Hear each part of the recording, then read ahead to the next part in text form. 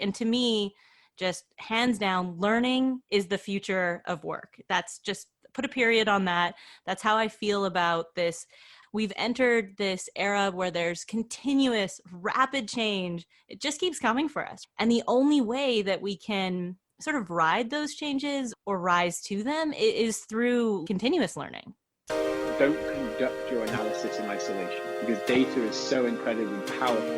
Not defending just the tribe, but defending the organization. Those creative people that you really want to keep empowered, keep excited, keep motivated, keep thinking. A good experience pays dividends down the line. Stereotypes tend to break down in proximity.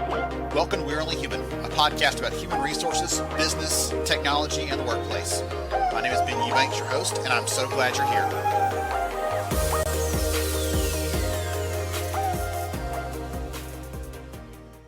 The illiterate of the 20th century will not be those that can't read or write. It will be those that can't learn, unlearn, and relearn. That's a pretty audacious quote, but it seems more true than ever. Today's interview with Shelley Osborne, author of the Upskilling Imperative. By the way, the link is in the show notes. You'll want to check that out. This is going to illustrate that all too well. Shelley is fun, energetic, and she's just plain smart. I know you're going to enjoy the discussion with her. I've actually had the pleasure in the last few weeks to be a guest on multiple podcasts, including Trend Breakers with Steve Watson, Be Customer Led with Bill Stakos, SHL's podcast to talk about AI and bias, and the Fuel X podcast by Fuel 50 to talk about things like talent mobility, talent marketplaces, and how to leverage the people inside the business. Those conversations were some deep dives into our research over the last year or two, and I love an opportunity to talk about and tell a good story, which you know, if you've listened for longer than 5 seconds to We're Only Human, you know that's something that I appreciate. Speaking of appreciation, Lisa, Maria, Steve, Dominique, you've all said nice things this past week about the show to friends, colleagues, social media. You've shared with the show, and I appreciate each of you. If you're a listener and you enjoy the conversations here, you enjoy the content, please share it with a friend. You'll make them smarter, and they will appreciate you for it. Maybe not today, but long term, they'll appreciate you for it. Don't you worry. Now, let's get on to our interview with Shelley Osborne. On with the show. Hey everyone, this is Ben Eubanks, host of We're Only Human. Glad to have you here and glad to welcome back a guest that, goodness, had a couple of years back actually. I don't do a lot of repeat guests, and so this is a special honor. And I'm so glad to have Shelley Osborne from Udemy back with me. Welcome, Shelley. Thank you so much for having me again. I'm thrilled to be here, so I appreciate it. Yes, ma'am. Well, I was making a joke with you before we started recording that the audience doesn't know, even if they've been listening for a long time, but the episode that we did last time, we had some fun audio issues, everything else. The episode ended up coming out amazing. You sounded tremendous, but I was kidding with you. That was the hardest one I ever had to edit. And so today you've already promised me that we're not going to have that. So I'm excited to create a great experience for the audience. I remember that fondly. I thought it was a bit of an issue. We just kept losing audio, and I was so frustrated for me and for you. So I appreciate you having me back, and I hope we have nothing like that happen today. Absolutely. So for those in the audience that don't know you, Shelley, tell us a little about who you are and what you do. Yeah, I'm the VP of Learning at an amazing company called Udemy, and it's an incredible role because I lead learning at a company that is on a mission to improve lives through learning. So I get to do all sorts of fun things, but I have a team focused on learning and development within the organization. We focus on product innovation and learning, creating content for the platform. There's just lots of fun we get to have. And on top of that, you get to add another feather to your cap because one of the big reasons we're talking, not just because you're amazing and because I love any chance to talk to you, but because you just came out with a new book called the Upskilling Imperative, 5 Ways to Make Learning Core to the Way We Work. And I want to congratulate you on that. That's a tremendous accomplishment. Thank you. I did. It's really, really exciting. It's been a dream of mine to write a book, and this particular topic is near and dear to my heart. It's all about creating learning cultures within organizations and who gets to do that and how we do that. So it's been pretty exciting, daunting too. It's a scary thing putting your heart and soul into a book and putting it out into the world. So I'm thrilled to be chatting with you about it today. One of the funny thoughts that I had in my head, and you can tell me if this is totally off the mark or like spot on, but one of the funny thoughts I had in my head when I sent my manuscript in a couple of years ago, I had this weird thought like, by the time they eventually publish this thing, no one's going to care about the topic anymore, or it's going to be like dated, or it's going to we'll have moved on. Did you have that thought at all? Because upskilling, again, it's like the hot topic right now, but did you feel like that, or was that totally off the mark? Well, yeah, I mean, I worried about a lot of things because I didn't want to finish it. It was really difficult to sort of put the pin in it and say, this is done, or these are the ideas exactly as I want to present them. That's kind of a really difficult point in the process of writing a book to hit. But I definitely thought like, oh, what if I'm going to miss a part of the conversation? What happens if after we've submitted it, there's something really, really relevant? So yeah, I had those exact same feelings. And then it's also just this moment of, oh, right, people are reading it now. Like it's out in the world, and you spend all this time writing it and thinking about people reading it. And then when it comes to fruition, it's a pretty wild experience. That is awesome. I'm so glad to hear that. And I would totally agree with that as well. So enough about the meta conversation of book writing, because I'm always interested in that. And I could go on for a long time about it. Let's talk about why this book. Again, the title's Upskilling Imperative. Why this book? Why now?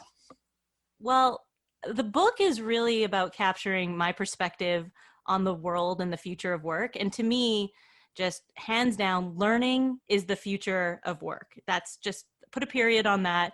That's how I feel about this moment we're in, where we're thinking about what's it going to look like in 5, 10, 15, 20 years. It's going to be captured by learning.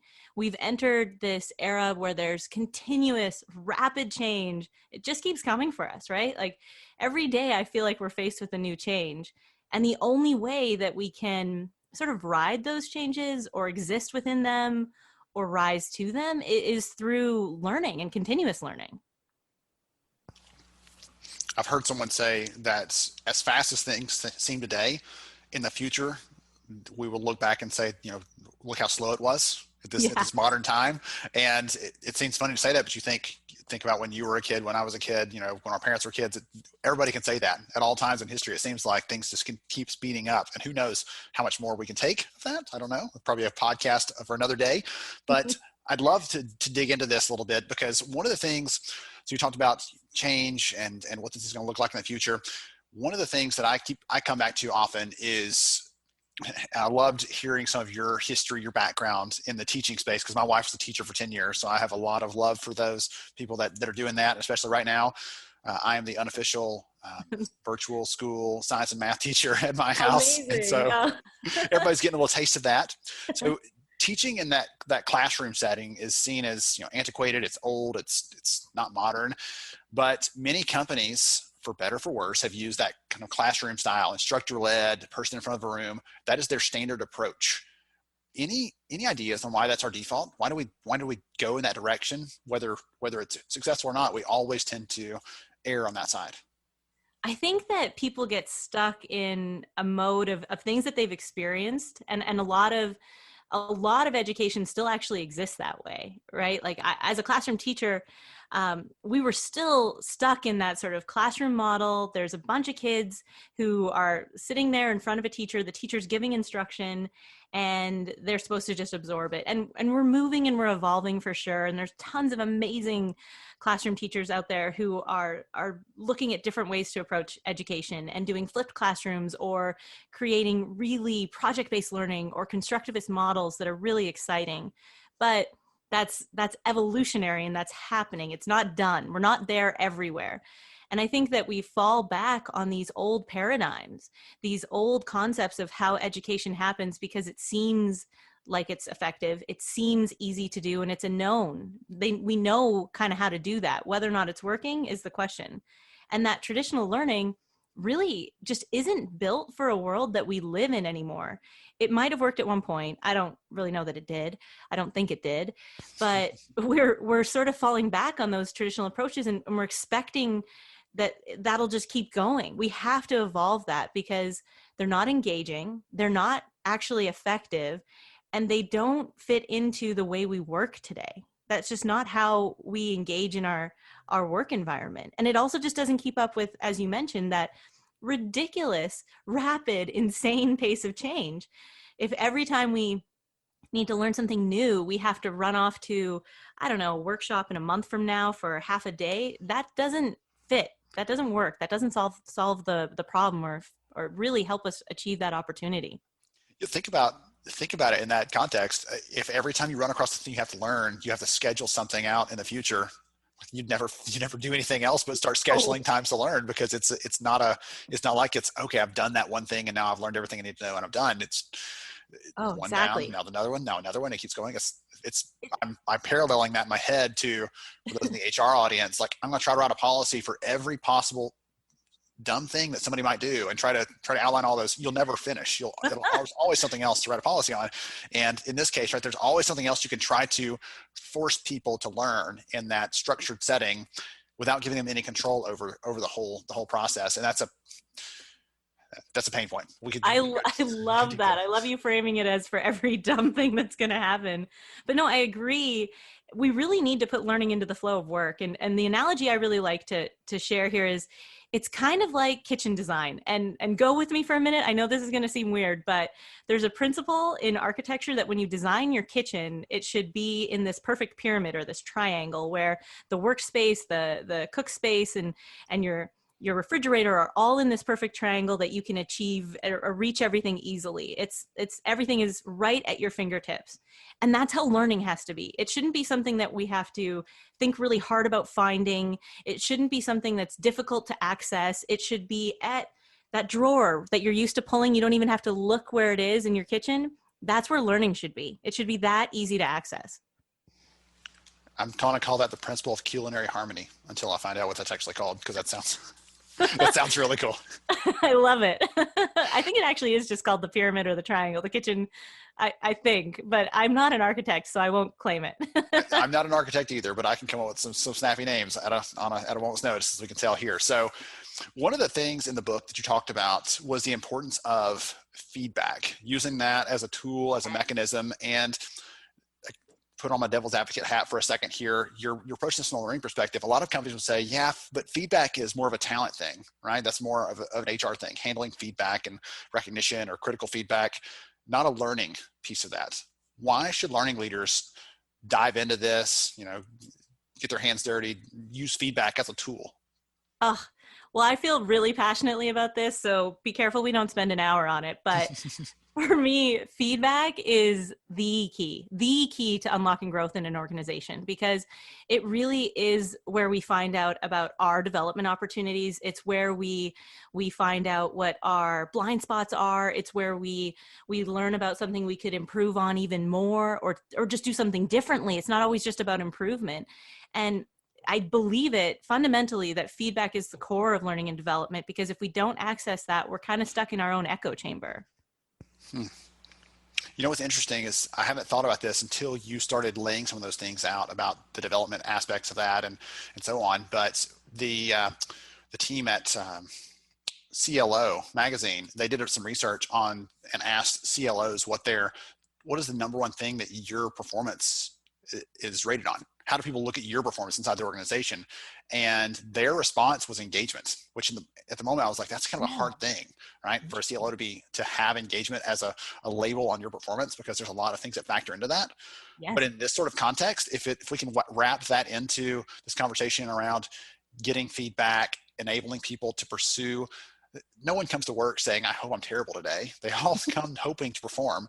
And sometimes they need some help with that. They need the feedback. They need the development. They need the growth. They need the opportunities to better themselves.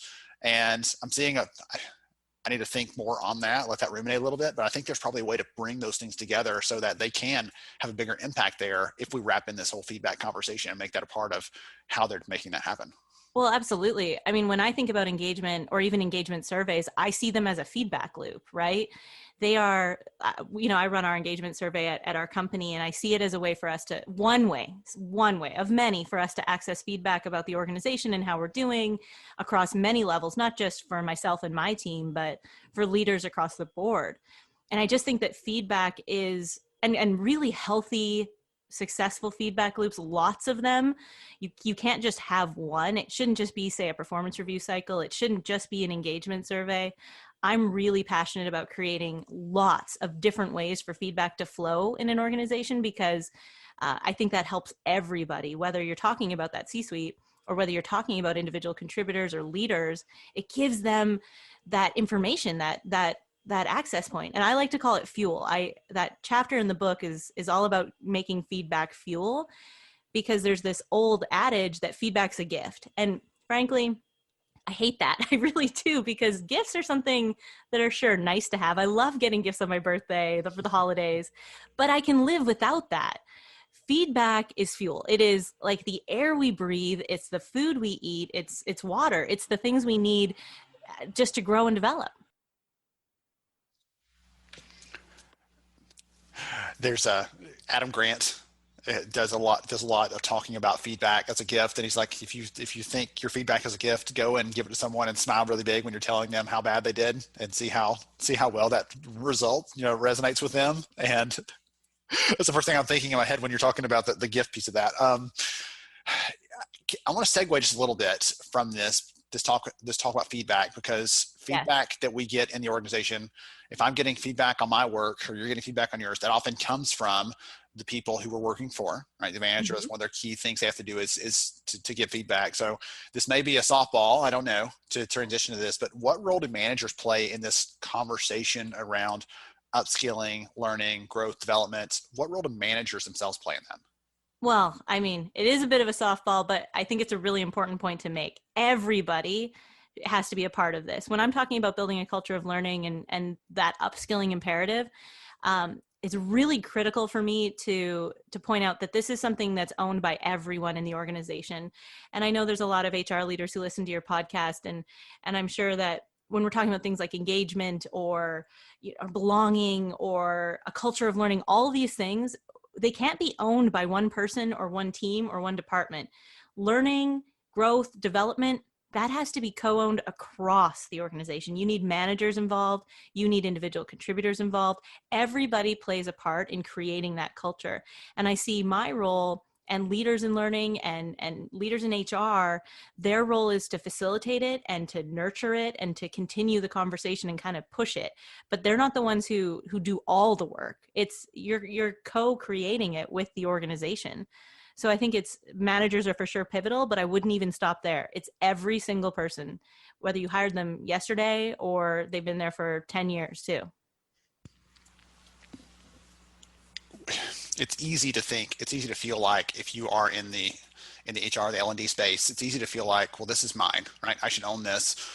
But managers are the front line of identifying performance issues, performance gaps, opportunities to develop, or even, again, on the positive side, Shelley really is taking to this new thing that I've had her working on. Let's find a way to really leverage that strength of her. She's excited about it. She can't wait to tell me all about it. Let's find ways to get her even stronger in that, so that maybe she can become a leader in that area one day. Maybe we grow her into, the next,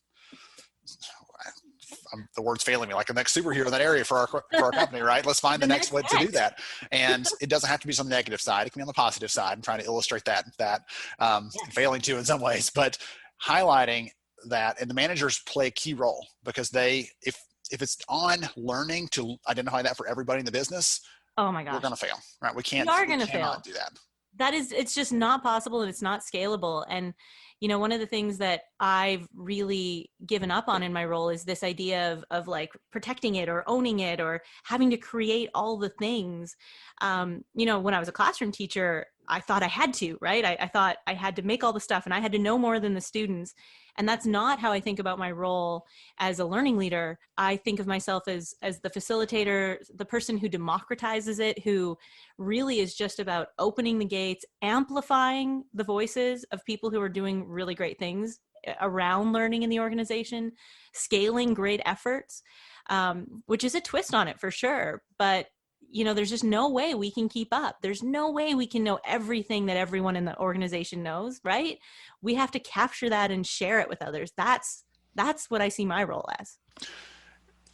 Going back to the teaching thing again, my wife was a teacher for 10 years. She's now home with the last 2 little ones, and now 4 little ones while we're trying to get through virtual school. But one of the things, I saw that exact same thing in her for the first 8 years, maybe a long time. It was, this is all on me. I might ask one other teacher for their input, but I've got to create then based on their input. I can't ask them for, hey, what'd you use for that? Can I copy that? Whatever else, can I use that? And in the last 2 years or so, she went to a different school where she didn't have as many resources around her, and she really struggled and realized like, I'm going to snap. I can't do all this myself.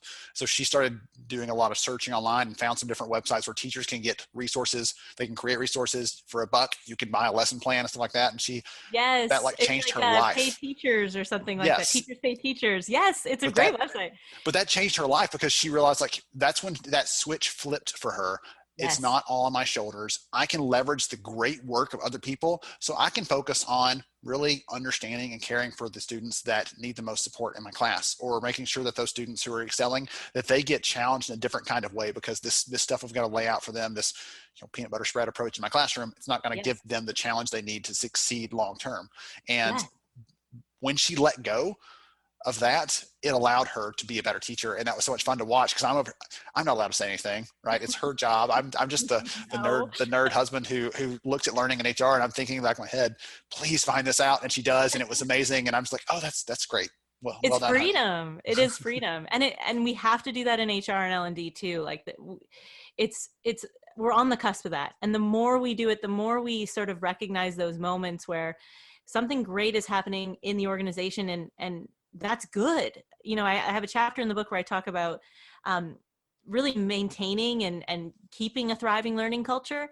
You have a learning culture when you've got like people across the organization putting together their own learning experiences and doing things that you thought were like, oh, I thought that was our job to do. That's amazing. But what you have to do with that is amplify it. You have to bring it to other pockets of the organization, use those individuals. And it's just powerful stuff when we pivot our perspective on it. Like at Udemy, anyone can create a course on anything within the company and share it with people. And I want people to do that. I want them to share knowledge, because it's wasted when it isn't shared. That's the gift. That's the gift we can share. Yeah, that's freely. the gift. Freely. You hold your feedback. I'll just share your knowledge. We'll take that. Yeah, I love it. So if you were going to boil this down, this entire tremendous book, if you were going to boil it down to one sentence or one big takeaway, which again, you spend a lot of time writing, so it's going to be hard to do that probably, but what's the one big thing you want someone to come away with after they read this? Gosh, the one sentence, one idea. I mean, I think it does come down to learning is the future of work for me. That just ties to everything. And there's no way we're going to be able to continue in our roles, to really develop in our roles if we don't see ourselves as learners. I actually think that in some ways I wish people thought of their jobs as learners first versus the profession they describe themselves as. Like people say, oh, I'm an HR BP. I'm a learner and an HR BP would be a better framing for me, because we're only an HR BP for as long as we are. And then we transition into a new role. We learn something new. We develop something new. So I think that's kind of my big takeaway. And when I wrote the book, I wanted to give leaders and organizations a bit of a roadmap to create that kind of culture where people see themselves as learners, where learning is happening all the time, where we cultivate that experience and create the conditions where it can happen. I love that. When someone asks me to boil mine down, I'm like, yeah, good luck. I'll try.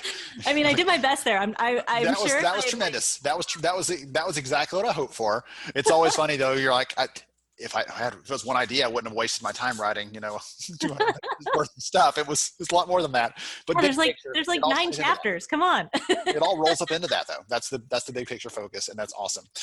What I was going to tell you, I was going to coach you back at yourself, because I love doing that to people. One of the lines in there was, you are responsible for the energy in the room as the learning leader. And today in the conversation, you have brought the energy. This has been so much fun. If someone wants to learn more, wants to get the book, wants to find out more about the amazing Shelley, what's the best way to do that? So we have a website, theupskillingimperative.com, and then the book is available on Amazon. So feel free to check it out there. And I'm pretty active on LinkedIn. I love connecting with other learning and HR leaders. So I'm always excited to engage in conversations there. It's one of my favorite things to do, actually, just find other people who are passionate about this kind of stuff and share. I think it's coming from those teaching days where I feel like I want to learn from others and connect more with others. So LinkedIn, Amazon, and the upskillingimperative.com website. Wonderful. Shelley, you've been tremendous. I really appreciate your time today. I appreciate your energy, your insights. The book is The Upskilling Imperative, and I would recommend anybody check it out. Thank you for spending some time with us. Thank you so much for having me. This was such a fun conversation, and I think we did okay with no audio issues today. Hey, so look at that. Look at that. the curse is broken. Yes, the curse is broken. I love that. Okay, awesome. Thank you again. This has been so much fun. To everyone else, thank you for joining us on We're Only Human today. I hope you enjoyed the conversation. Check the book out. Highly encourage you to read it. I've been enjoying it myself here at home in the virtual school land. So the rest of you, thank you for joining us. We'll catch you next time on We're Only Human. Thank you so much for joining me on the show today. I'm honored to have you as a listener. If you enjoyed this episode, please take 10 seconds to rate it at iTunes, Stitcher, or wherever you listen to your podcast. Also, if you know a friend that could benefit from today's conversation, please pass it their way. After all, a rising tide lifts all ships. To see show notes, sponsor information, and our full show archives, visit onlyhumanshow.com.